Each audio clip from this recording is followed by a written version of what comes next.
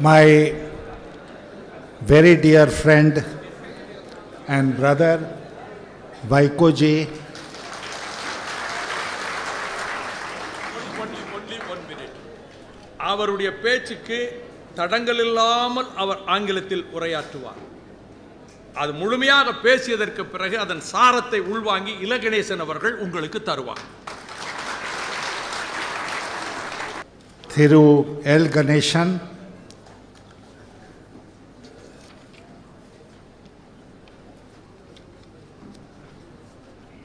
Shri Manian, distinguished ladies and gentlemen, I have come here this evening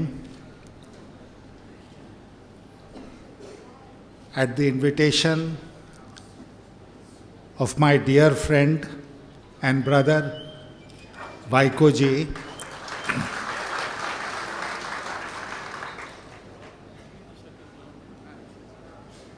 and I have come to Chennai only for this function.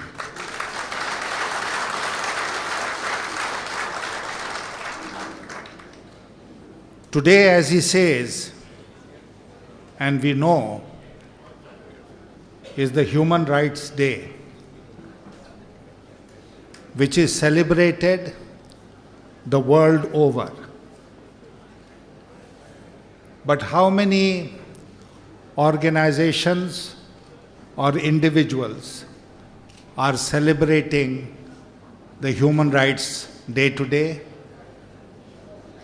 Perhaps very few. And I give full credit to Vaikoji that he not only remembered that 10th March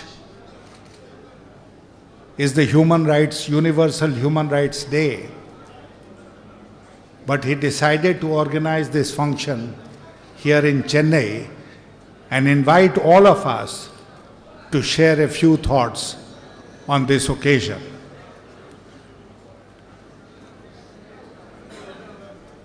And it is but natural then when we assemble to observe the Human Rights Day, our thoughts travel to those less fortunate brothers and sisters anywhere in the world who have been deprived of their human rights. Vaikoji talked of the Holocaust. That was before the Second World War, and that is the reason perhaps that after the war,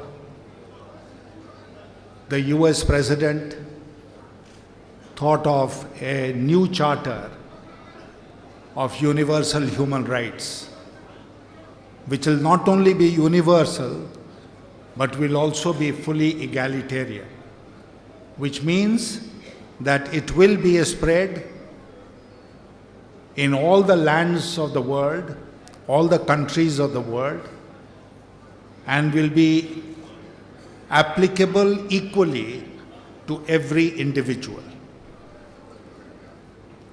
So if I have some rights, my brothers and sisters elsewhere in the world will also have the same right. As we are aware, 2 years later, when the Constitution of India was adopted, we put all these human rights in our Constitution as fundamental rights,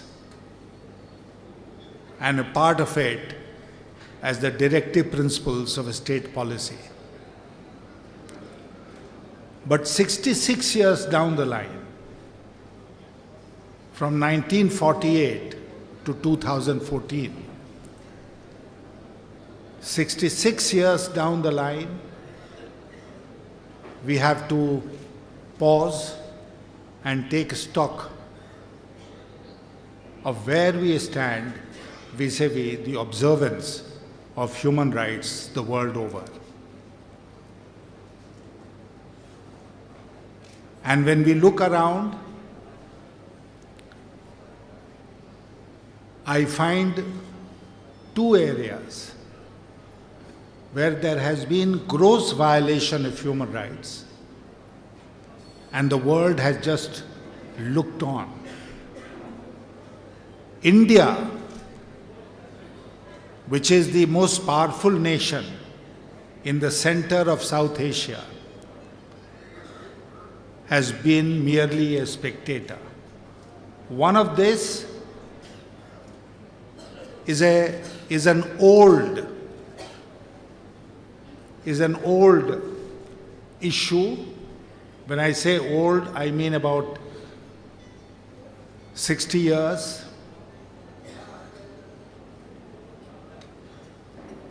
And that is in the north of India, in Tibet.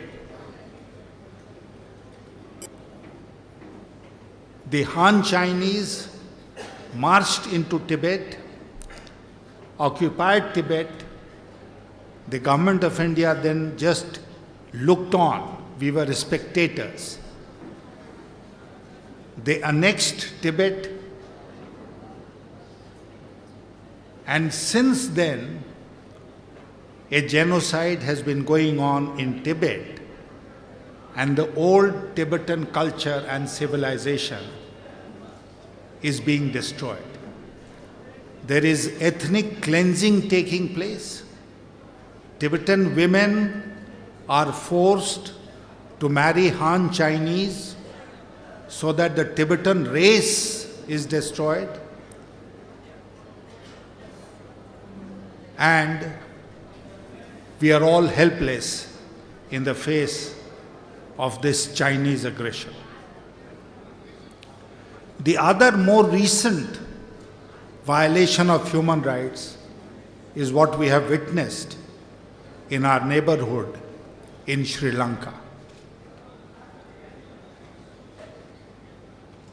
And when Vaikoji was trying to show me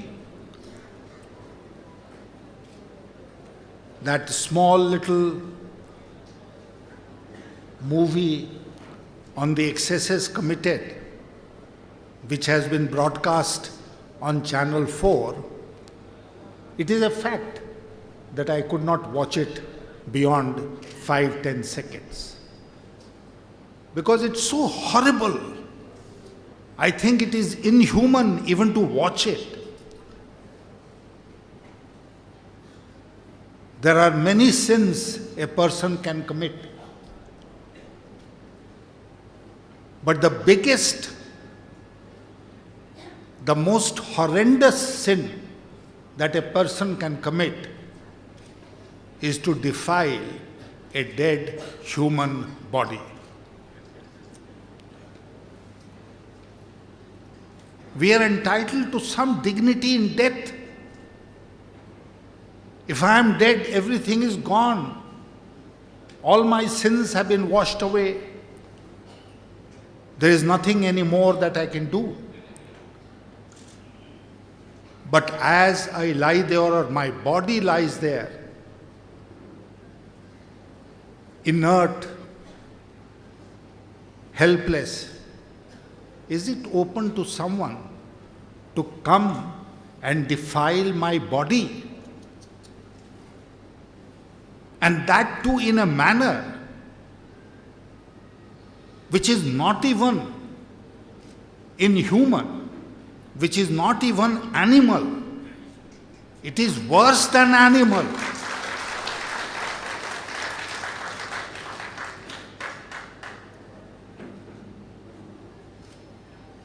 And we watch in silence. We watch in helplessness. Mankind is really not so helpless. And certainly the people of India are not helpless.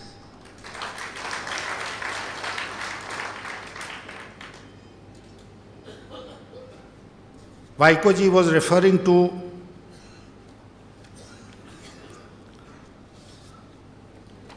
that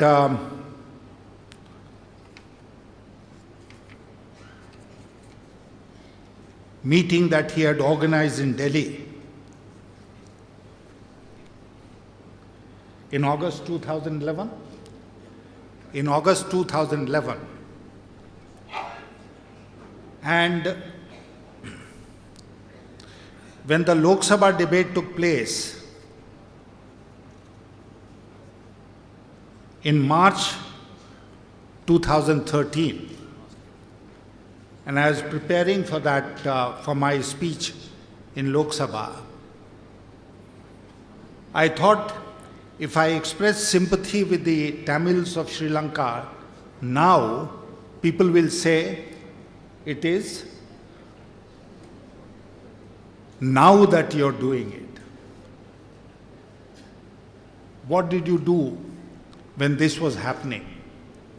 And therefore, I did some research to find out what exactly I had said in 2009 and what I had said subsequently before this debate in Lok Sabha took place.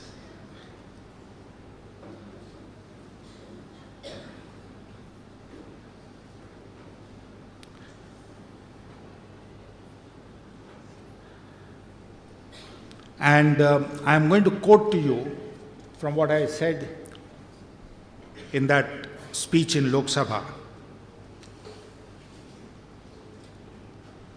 I said, my friend Shri Vaiko, who used to be a member of this house, because I have always regretted that Vaiko ji is not in Lok Sabha. He is such an asset in Lok Sabha.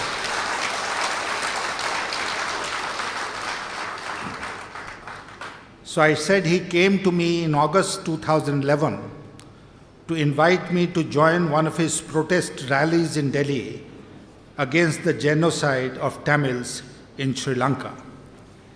In his meeting with me, he told me that he had met the Prime Minister and the Prime Minister had told him that India could not impose economic sanctions against Sri Lanka as it would encourage China to displace us as a strategic and trading partner of Sri Lanka. When I asked Sri Vaiko whether I could quote him publicly, he said I could. So when I went to address his rally, I naturally pointed out to this statement and said that this represented helplessness on the part of the government of India. And I do not agree that we should formulate our policy, especially our neighborhood policy, in a state of helplessness. I have said subsequently in that speech that you don't conduct the foreign policy of a nation from a position of weakness. You always conduct against anyone, even against the US. You conduct your foreign policy from a position of strength. You do not conduct your foreign policy out of diffidence. You conduct your foreign policy out of confidence. You do not conduct your foreign policy as a subaltern, as somebody who is a client. You conduct your foreign policy as a master, as a commander. This is the way foreign policy should be conducted. And if the other side knows that this is the manner in which you will conduct your foreign policy, he will give you much greater respect than otherwise. And therefore, when Manyanji was quoting the speech of Narendra Modi when he visited Arunachal Pradesh and warned China against its mindset of expansionism. That was conduct of foreign policy out of confidence and strength. Did China respond aggressively to that? No, China did not respond aggressively. China, in fact, was very guarded in its comment. They said, no, we don't have expansionist mindset. Because they knew that within 3 months, Narendra Modi will be the Prime Minister of India, and that they will be dealing with somebody who will talk to them from a position of strength and not from a position of weakness.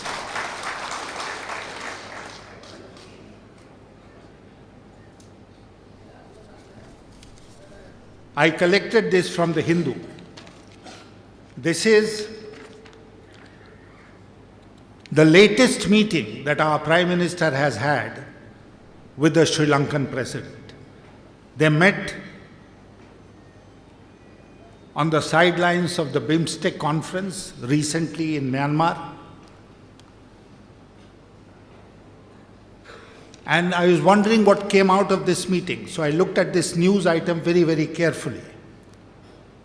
This was a few hours after the US, UK, along with 3 others, had moved their resolution in the Human Rights Council in Geneva against Sri Lanka.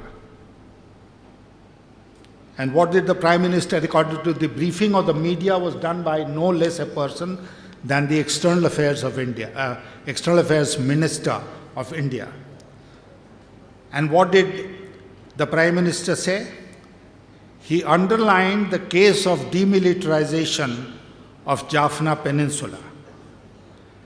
And the reply he got was, Rajapaksa said he had already scaled back troops from a wartime peak of 175,000 and promised that a further drawdown will take place as demining and reconstruction operations are completed. No time limit. There is no time limit. And there is no indication of by how much will the drawdown take place. How many troops are there and how many troops will be withdrawn. Nothing of the kind. Then Dr. Singh and Mr. Rajpaksha also discussed the arrest of fishermen who had transgressed from the maritime border. And Mr. Rajpaksha said, what's the problem? There are Tamils on that side, there are Tamils on this side. That is all. No assurance, absolutely, on why he is committing those excesses with the fishermen of India and how they are being tortured and done to death in Sri Lankan camps. Nothing, no assurance. Why? Because the present Prime Minister is not only a lame duck Prime Minister. In fact, he has always been a lame duck Prime Minister. He has always been a lame duck Prime Minister. And therefore nobody takes him seriously in the rest of the world. Not even Maldives, not even Sri Lanka. That is the tragedy today. But these two people who shook hands in Myanmar, it's difficult to say which hand carries more blood of the Sri Lankan family.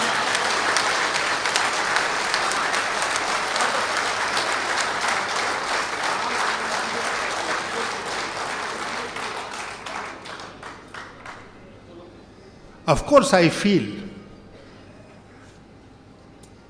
for our brothers and sisters in Sri Lanka. But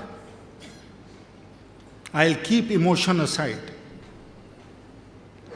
and will try and talk to you as reasonably as possible, because these are serious issues of diplomacy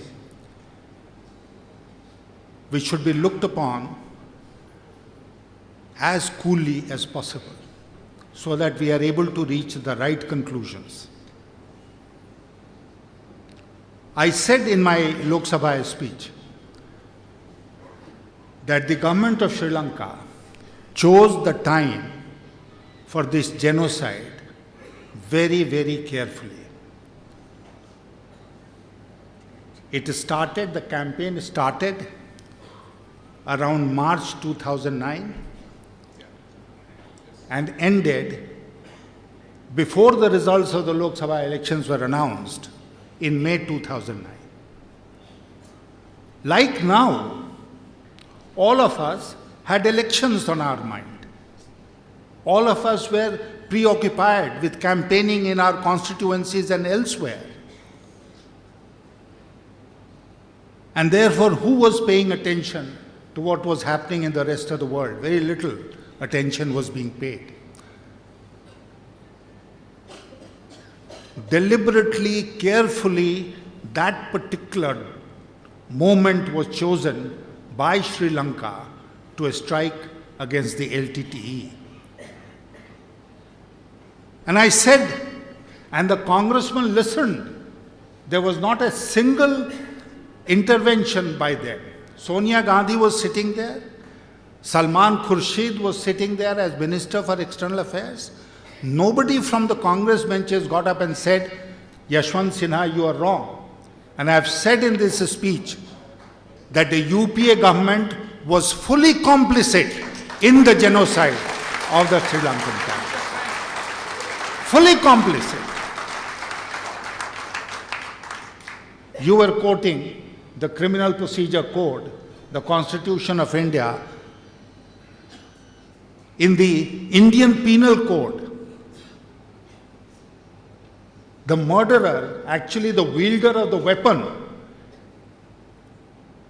and the person who conspires with him, both are equally guilty. Both are equally guilty. So it does not matter who fired the shots. It does not matter who used the bayonets. What matters is those shots should not have been fired, those bayonets should not have been used if the government of India had not given clearance for it. I said in this speech that it is the Indian Navy which destroyed the Sea Tigers. And that not only broke the back of the LTTE because they could not get the supplies, it also blocked all their escape routes. Who asked the Indian Navy to do it? Was it Rajpakshe? Did he order the Indian Navy to do this? Destroy the Tamil Sea Tigers? No, it was the government of India. And therefore, if Rajpakshe is guilty of genocide, so is the UPA government in equal way.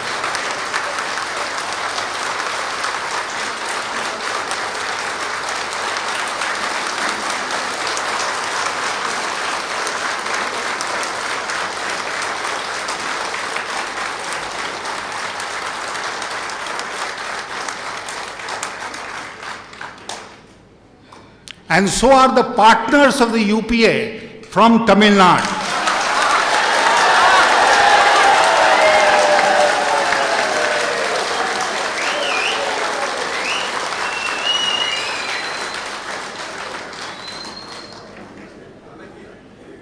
There is no point in shedding crocodile tears now.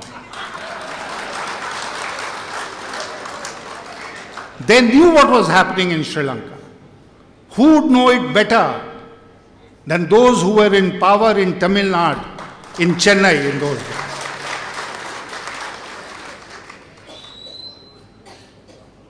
and therefore they are also equally guilty.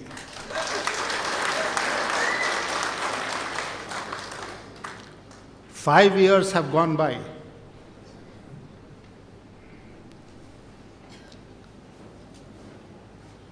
I can't hold back my tears when I recall the face of that young boy, 12-year-old boy, who is shown sitting in a bunker. Then he is given a biscuit to eat, and then his bullet-ridden body lying on the ground. What crime had he committed? That 12-year-old boy, what crime had he committed? Why did he have to die?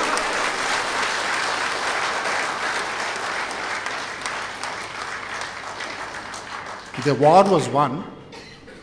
Prabhakaran was dead. The Tamil genocide had taken place. But the violence had not ended. And the violence has not ended even today. Even today, the Sri Lankan army in the Jaffna Peninsula is committing the same crimes. And the reason why Rajpaksha will not withdraw his army from Jaffna is because he is still not finished with ethnic cleansing in Sri Lanka. He is not finished. And that is why they say that the job is only half done. He will hold out all kinds of promises, never implement them. He will neither implement what his own people have recommended through the LLRC. He will not recommend what the Human Rights Council and the Commissioner for Human Rights tells him to do. He will not implement the resolutions of the Human Rights Council. He will not implement anything because he knows that India is helpless, but only for the next 3 months, not after that.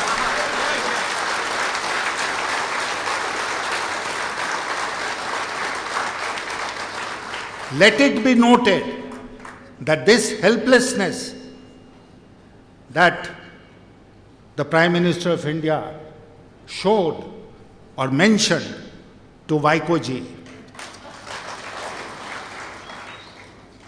is going to end within 3 months. And within 3 months, the situation is going to change dramatically. Not because we are going to send Indian troops into Sri Lanka, but because a strong man will occupy the chair of the Prime Minister of India. What was the situation? Ganeshanji was asking me. When we were in government, 98-2004, again, I like to quote from my speech. Talking about a neighboring country with which we've had the best of relationship in the past is a very tricky business.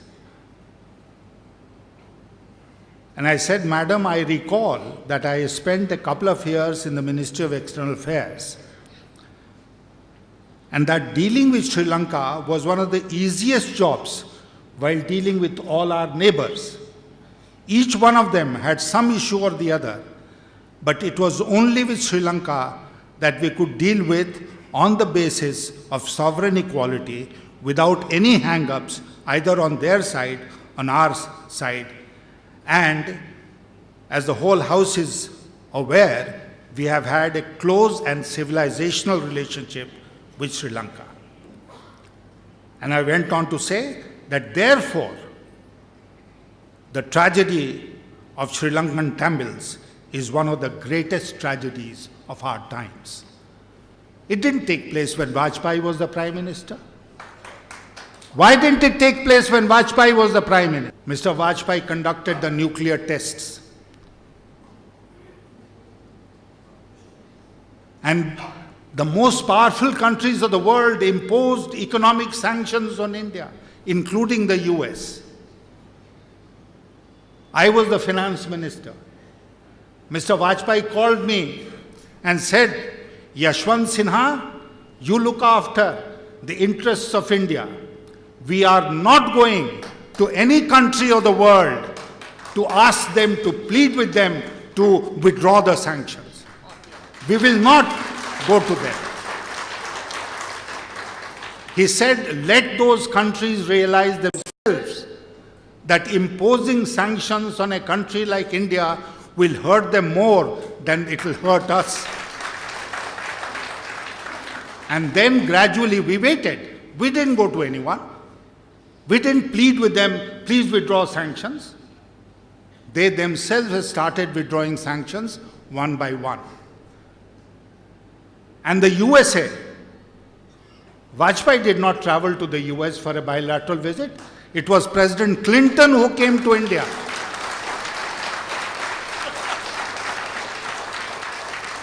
And before he landed on the Indian soil, the sacred soil of our motherland, he had withdrawn the sanctions by a presidential decree.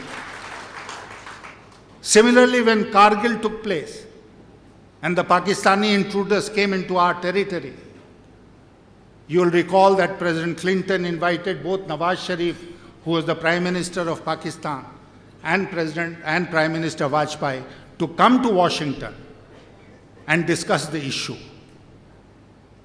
Nawaz Sharif went. Vajpayee told him, I am not coming until we have thrown out the last of the Pakistanis from our sacred soil. That was the courage and the determination that we had shown. And that is the courage and determination that we are going to show again. The world will realize, as will Sri Lanka, that a regime change in India is not merely a regime change, it's a complete change in the personality of the government of India. And I had said in this city itself once before, when my party had organized a similar meeting, I had said, all that we have to do is to whisper in the ears of Rajpakshe. Please listen to us, as the previous governments in Sri Lanka have listened to us. And if you don't, be prepared for the consequences. Just that. The Prime Minister of India is talking about, demilitarization or withdrawal of the Sri Lankan troops. 1 year ago, when I was finishing my speech in the Lok Sabha, I made 7-8 suggestions to the government of India. The first was, I said, please urge upon the government of Sri Lanka to withdraw its army from the northern province. That was the first suggestion. The second was, let them sincerely implement the recommendations of the LLRC. The third was, let them implement without any further delay the provisions of the 13th Amendment and more. 13th Amendment plus. Then I said, let an impartial inquiry be held into the charges of genocide and atrocities against the civilian Tamils by the Sri Lankan forces during the Elam War, and it should be absolutely impartial inquiry with outsiders, people from outside Sri Lanka, so that the truth comes out. Then I said, fifth, let there be a clear commitment on the part of the Sri Lankan government that after the inquiry, the guilty shall be punished suitably. And I said, sixth, let India not merely vote in the Human Rights Council. I said, let India take the lead in drafting the resolution of the Human Rights Council. And then I said, finally, and most importantly, I said, let India convey in no uncertain terms to the other nations in our neighborhood and to the world at large that any undue interference by them in the affairs of Sri Lanka or in India-Sri Lanka relationship will not be acceptable to India. Just tell them, whether it is China, whether it's Pakistan, whether it's Japan, whether it's any other country, tell them your interference in Sri Lanka is not acceptable. If the Americans can live with the Monroe Doctrine in the southern hemisphere of the US, then why can't we have our own doctrine as far as the South Asian countries are concerned? Why are we scared that China will interfere in Sri Lanka? And that's when I said, no foreign policy is conducted out of fear. We can't be scared of China all the time and say, they will replace us in Sri Lanka. How will they replace us in Sri Lanka? Like Hanuman, we must realize our strength. And just as he crossed the Park Straits, we can cross it any day.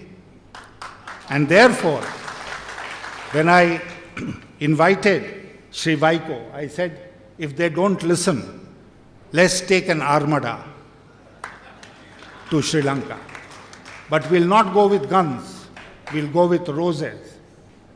We'll go peacefully, let the world watch. But let them also realize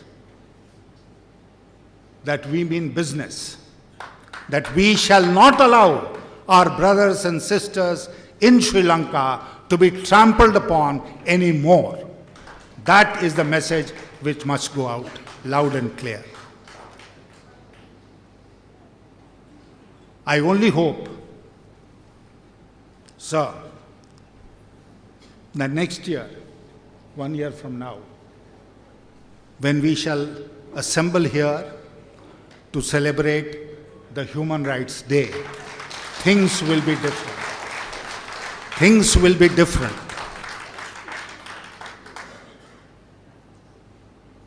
They'll be as different as things indeed were when Vajpayee was the Prime Minister of India.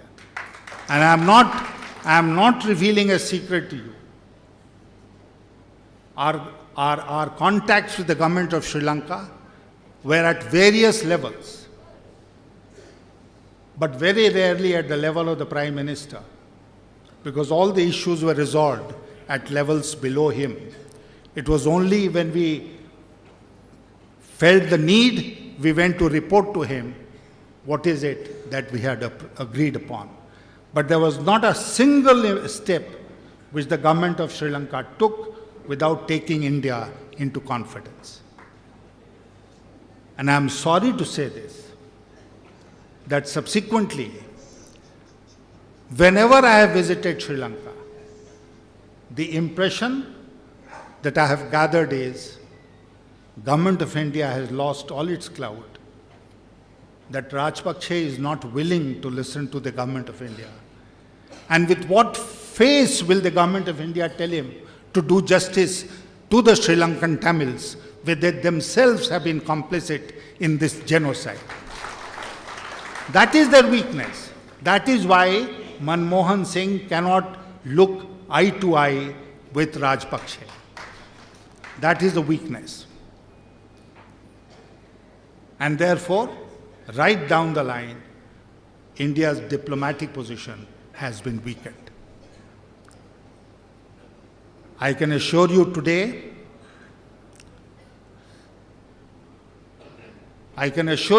and I really hope to God, and I urge upon all of you and all those friends who are outside to whom you will convey this message, Vaiko must return to Lok Sabha.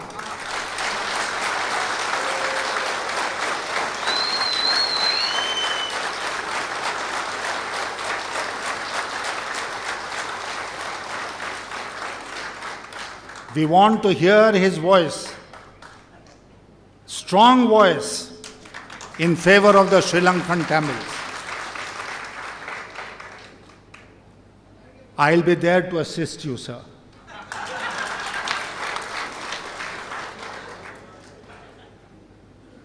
And together we shall march.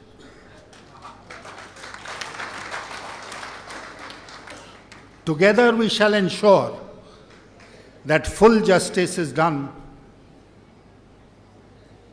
to our brothers and sisters in Sri Lanka. Together we shall fashion those policy initiatives, those diplomatic initiatives which are necessary to achieve this end. And together we shall ensure that justice. But it's important that you are there. 3 powerful speeches have been made here this evening, barring mine. 1, 2, and Pon Radhakrishnan, who had to leave. But let this message go loud and clear from this hall, throughout the length and breadth of Tamil Nadu, that even worse than the sin of defiling dead bodies is the sin of voting for the Congress party.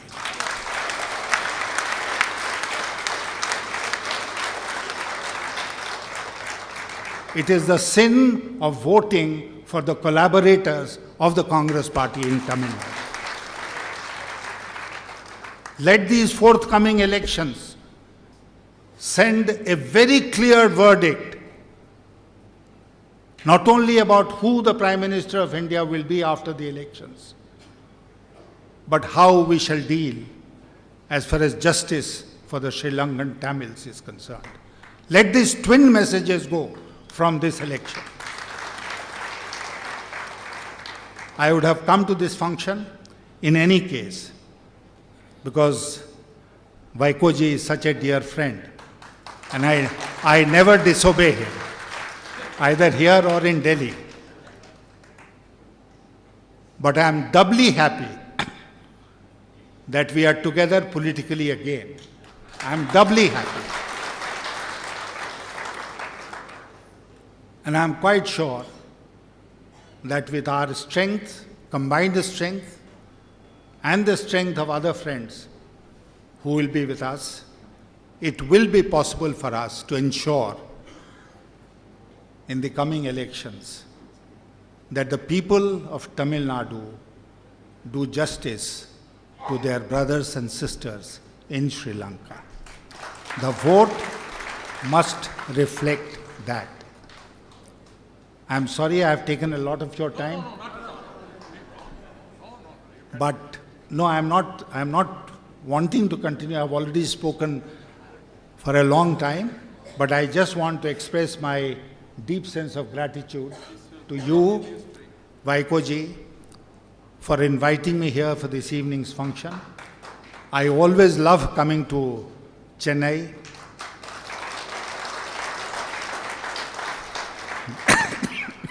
There is some chemistry between me and my friends here, and it's that chemistry which draws me to all of you. So thank you all very much. Thank you and Jai Hind.